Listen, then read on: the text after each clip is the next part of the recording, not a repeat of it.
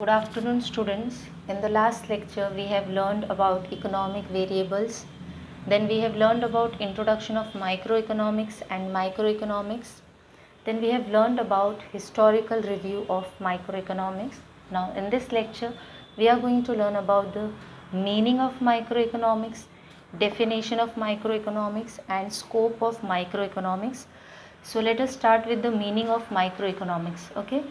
Micro is a small part of a thing. क्या बोल रहे हैं कि माइक्रो इकोनॉमिक्स स्मॉल पार्ट है थिंग का. What is that thing? Thing मतलब इकोनॉमिक वेरिएबल्स जैसे कि national income, output, demand, supply, saving, investment.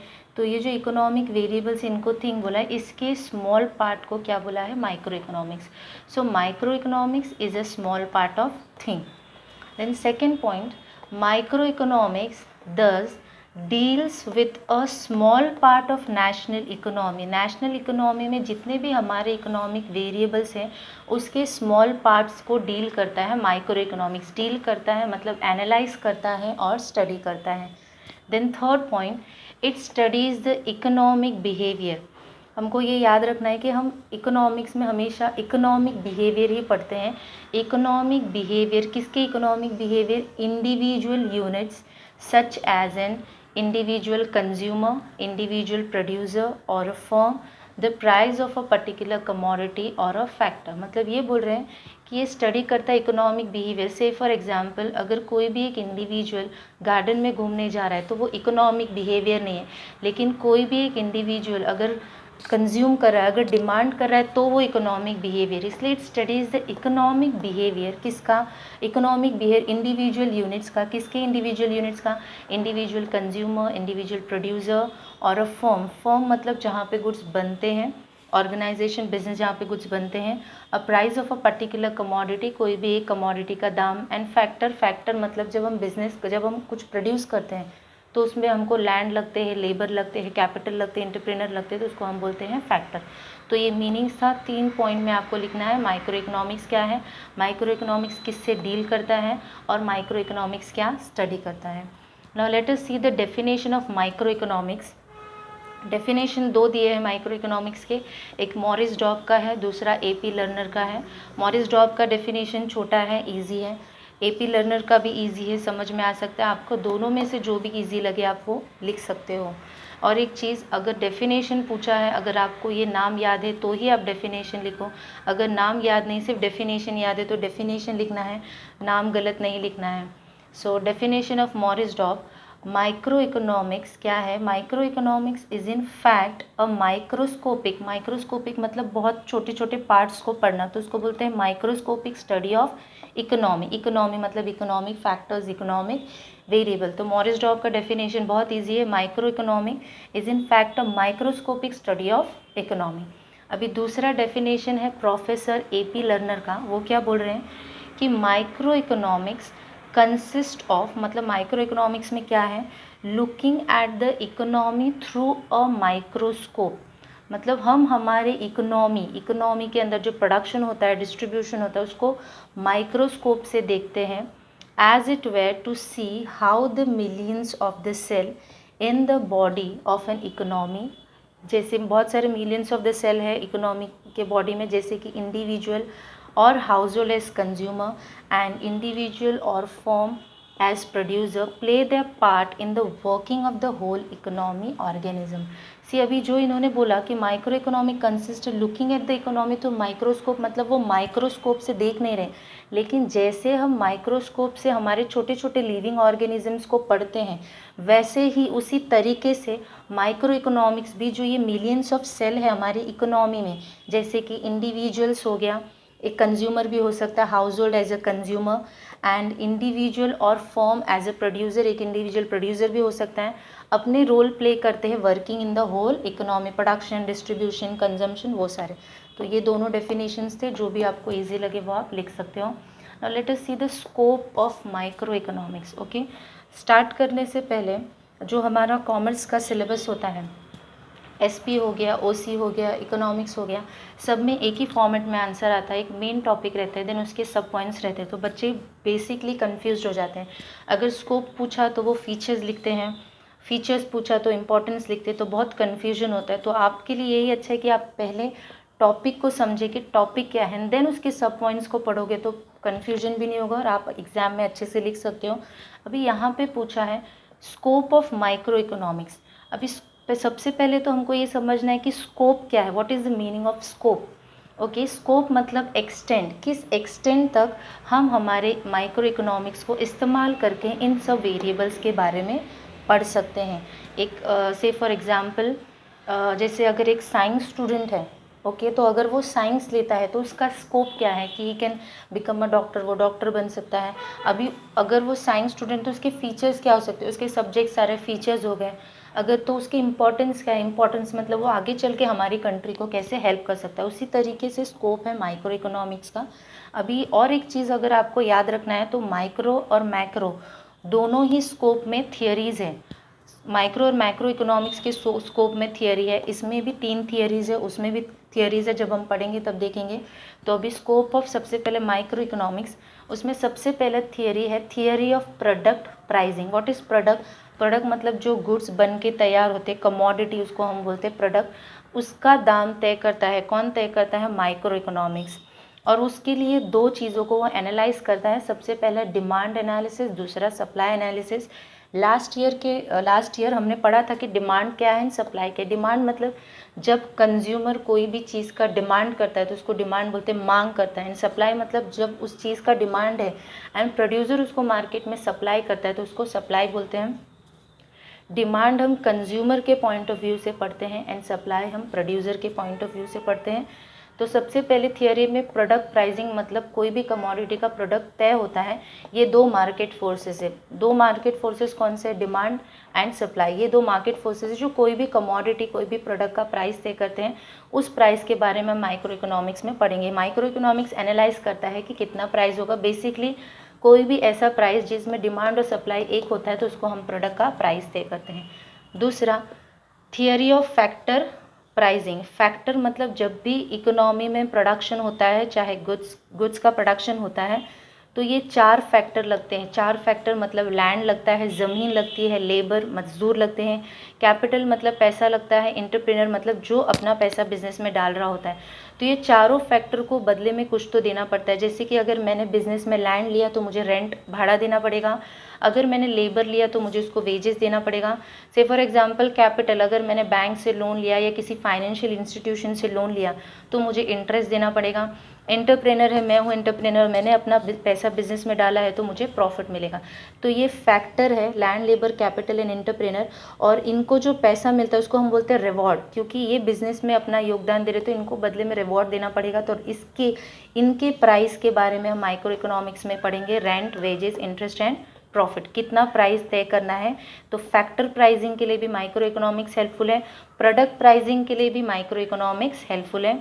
Then third is theory of economic welfare. Economic welfare से लास्ट ईयर टेक्स्ट बुक में जैसे economic terms के meaning दिए थे, इस ईयर भी टेक्स्ट बुक में इकोनॉमिक टर्म्स के मीनिंग्स दिए हैं। इकोनॉमिक वेलफेयर जनरल अगर पूछने जाए तो जब मैक्सिमम सेटिस्फैक्शन होता है कंज्यूमर का या इकोनॉमिक पार्टिसिपेंट्स को तो हम उसको इकोनॉमिक वेलफेयर बोल सकते हैं। अभी इकोनॉमिक वेलफेयर में 3 पॉइंट्स दिए हैं। सबसे पहले एफिशिएंसी इन प्रोडक्शन। एफिशिएंसी मतलब कुशलता, अच्छे से प्रोड्यूस करना बिना वेस्टेज के। दूसरा, एफिशिएंसी इन कंजम्पशन, जो प्रोड्यूस किया है वो लोगों तक पहुंचना चाहिए, वो कंज्यूम करने चाहिए और वो सेटिस्फाइड होने चाहिए। एंड तीसरा, ओवरऑल इकोनॉमिक एफिशिएंसी, मतलब जब हम ज़्यादा से ज़्यादा डिज़ायर्ड गुड्स, मतलब जिन चीज़ों की गुड्स ज़्यादा ज़रूरत है वो अगर हम प्रोड्यूस करते हैं और वो लोगों तक पहुंचता है तो उसको हम बोलते हैं ओवरऑल इकोनॉमिक एफिशिएंसी। ये 3 थियरीज है स्कोप ऑफ माइक्रो इकोनॉमिक्स में। सबसे पहले स्टार्ट करते हैं theory of product pricing. Okay, product आपको पता है, गुड्स, जो कमोडिटी, जो प्रोडक्ट, जैसे से फॉर एग्जांपल ये मार्कर एक प्रोडक्ट है, इसका प्राइस तय करना रहेगा तो कैसे करते हैं। तो theory of product pricing, the price of an individual commodity, कोई भी एक कमोडिटी का, is determined by the market forces. तो कोई भी कमोडिटी का प्राइस कैसे तय कर होता है? मार्केट फोर्सेस से। और वो 2 मार्केट फोर्सेस कौन से? Demand and supply. अभी इसमें माइक्रो इकोनॉमिक्स का रोल क्या है? Micro economics is concern with the demand analysis and supply analysis, मतलब यही 2 एनालिसिस को माइक्रो इकोनॉमिक्स स्टडी करता है, डिटरमाइन करता है और डिसाइड करता है क्या हो सकता है इनके प्रोडक्ट के प्राइस। अभी डिमांड एनालिसिस में हम इंडिविजुअल कंज्यूमर बिहेवियर को पढ़ते हैं एंड सप्लाई एनालिसिस में हम इंडिविजुअल प्रोड्यूसर बिहेवियर, क्योंकि सप्लाई प्रोड्यूसर करता है और डिमांड कंज्यूमर करता है। तो इसमें 2 पॉइंट याद रखना है। पहले कि कोई भी प्राइस का कोई भी कमोडिटी का इंडिविजुअल प्राइस जो है वो डिटरमाइंड होता है market forces, demand and supply. अब माइक्रो इकोनॉमिक्स सेकेंड पॉइंट में लिखना है कि micro economics is concern with the demand analysis and price analysis. Demand analysis मतलब individual consumer behavior and supply analysis मतलब individual producer behavior. Now let us see another.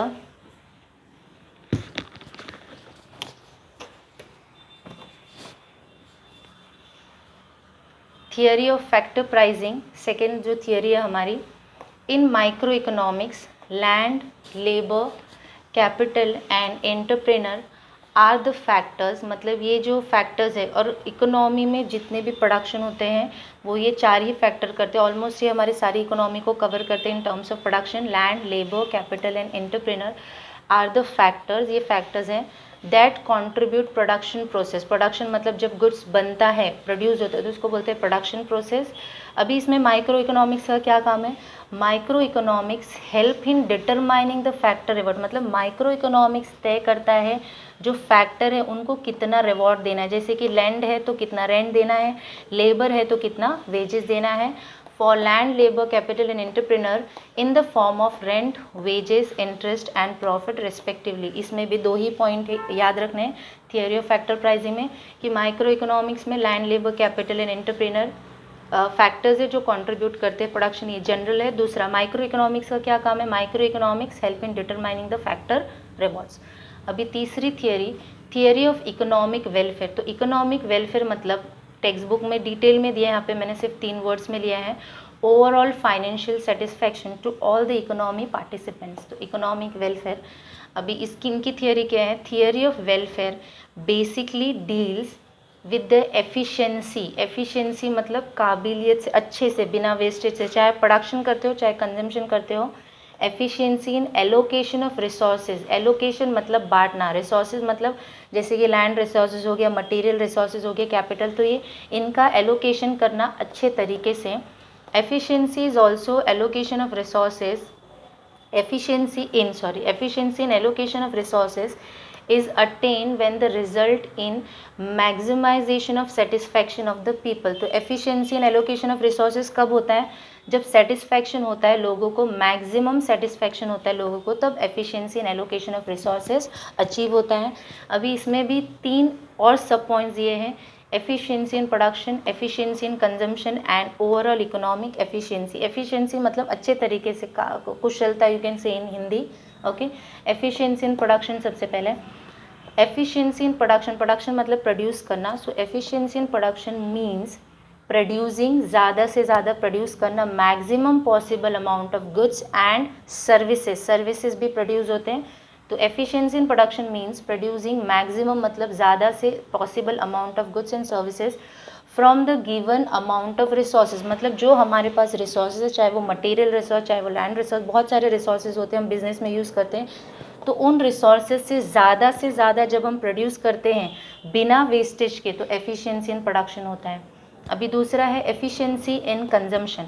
तो efficiency in consumption means distribution of produce, मतलब जो आपने produce कर लिया है अब वो कंजम्पशन के लिए जाएगा। तो efficiency in consumption means distribute करना मतलब बांटना, distribution of produce goods and services among the people, लोगों तक पहुंचाना, सप्लाई करना एक तरीके से, services among the people for consumption, वो कंज्यूम कर सके इन सच अ वे, उस तरीके से हमको लोगों तक पहुंचाना है, so as to maximise total satisfaction of the society, ज़्यादा से ज़्यादा लोग सेटिस्फाइड हो सके सोसाइटी में, जितने भी लोग हैं, जितने भी इकोनॉमिक पार्टिसिपेंट्स हैं। अभी तीसरा है overall economic efficiency. It means the production of those goods which are the most desired by the people, ज़्यादा से ज़्यादा गुड, जैसे कि बेसिक फूड, क्लोथिंग, शेल्टर, जब ये लोगों तक अच्छी तरीके से पहुंचता है तो हम इसको बोल सकते हैं overall economic efficiency. So 3 theories थे हमारे, theory of factor pricing, theory of product pricing and theory of economic welfare, ये तीनों थियरीज हो गए। अभी लास्ट में conclusion, the focus of micro economics is mainly confined to price theory and resource allocation, मतलब यहाँ पे कंक्लूजन में बोला गया है कि जो माइक्रो इकोनॉमिक्स का मेन फोकस है वो किस पे है, price theory and resource allocation. तो ये हमेशा याद रखना है कि micro economics basically price, product pricing और फैक्टर प्राइसिंग के लिए यूज़ होता है। तो ये हमने 3 पढ़े। आज हमने पढ़े मीनिंग में हमने पढ़ा कि वो small part of a thing पढ़ता है। एंड देन उसके बाद हमने डेफिनेशन पढ़ा कि कैसे मिलियंस ऑफ इकोनॉमिक वेरिएबल्स, उसके बारे स्मॉल पार्ट्स के बारे में हम पढ़ते, एपी लर्नर का डेफिनेशन। देन प्रोफेसर मॉरिस डॉब का डेफिनेशन वाज कि माइक्रोस्कोपिक स्टडी करते, मतलब स्मॉल पार्ट्स को पढ़ते। देन हमने 3 थियरीज पढ़े। सबसे पहला है प्रोडक्ट प्राइसिंग। प्रोडक्ट प्राइसिंग मतलब कोई भी कमोडिटी के प्रोडक्ट को 2 मार्केट फोर्सेस डिसाइड करते, डिमांड एंड सप्लाई। अब माइक्रो इकोनॉमिक्स क्या करता है, माइक्रो इकोनॉमिक्स वो 2 मार्केट फोर्सेस को एनालाइज करता है, प्रोडक्ट का प्राइस तय करता है। दूसरा है फैक्टर प्राइसिंग। फैक्टर प्राइसिंग में जो भी हम फैक्टर्स लेते हैं, लैंड, लेबर, कैपिटल, प्रोडक्शन के लिए यूज़ होता है, उनको जो रिवॉर्ड दिया जाता है वो कौन तय करता है, वो माइक्रो इकोनॉमिक्स तय करता है। तीसरा हमने पढ़ा इकोनॉमिक वेलफेयर। इकोनॉमिक वेलफेयर में फिर से 3 थे, efficiency in production, efficiency in consumption and overall economic efficiency. And last में आपको याद रखना है कंक्लूजन आंसर में पूछा गया है, टेक्स्ट बुक में दिया है, तो लिखो प्रेजेंटेशन अच्छा होता है तो मार्क्स मिलता है। अगर किसी को कुछ भी डाउट हुआ इस लेक्चर में या डेफिनेशन में, you all can ask me.